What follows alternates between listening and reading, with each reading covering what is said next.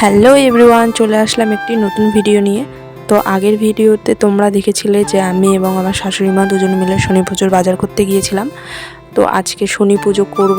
সকাল থেকে খুব রোদ এবং এত রোদ আর এত গরম ছিল আজকে বলার বাইরে। তো যাই হোক, সকাল সকাল অনেক জামা কাপড় ধুয়েছি। আজকে জামা কাপড় ধুয়ে বাড়ির সব কাজ করে রান্না বান্না করে এখন আমি আর শাশুড়ি মা মিলে বার পূজা করব।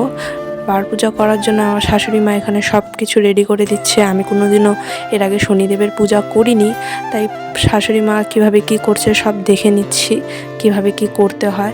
আর যা রোদ পড়েছে, আমি তো ছাতা নিয়ে দাঁড়িয়ে আছি। বার পুজো নাকি খোলা আকাশের নিচে করতে হয়, তো আমি তো ঠিক জানি না। খোলা আকাশের নিচে করতে হয় দেখে উপরে কোনো তিরপালও পাতা হয়নি। এই রোদের মধ্যে পুজো করতে হবে, কিছু করার নেই, তাই ছাতা নিয়ে নিয়েছি। ছাতা নিয়ে এখন আমি বসে যাব পাঁচালি পরতে। এত রোদ আর এত গরম ছিল যে যার জন্য আমি ছাতা নিয়ে বসেছি পাঁচালি পরতে। যাই হোক, উলুধ্বনি দিয়ে পাঁচালি পড়া শুরু করে নিয়েছি। পাঁচালি পড়তে আমার মোট 1 ঘন্টার কাছাকাছি সময় লেগেছিল। এই গরমের মধ্যে বসে বসে পাঁচালি পড়েছি, খুব কষ্ট হচ্ছিল, কিন্তু কিছু করার নেই। শনিদেবের পুজো বছরে একবার করতেই হয়, তাই মন দিয়ে পুজো করছিলাম। তোমরা কে কে ভাদ্র মাসে পূজা করলে অবশ্যই কমেন্ট করে জানাবে। ভিডিওটি কেমন লাগলো অবশ্যই সবাই জানাবে এবং সবাই প্লিজ লাইক কমেন্ট শেয়ার করে দেবে। ওকে।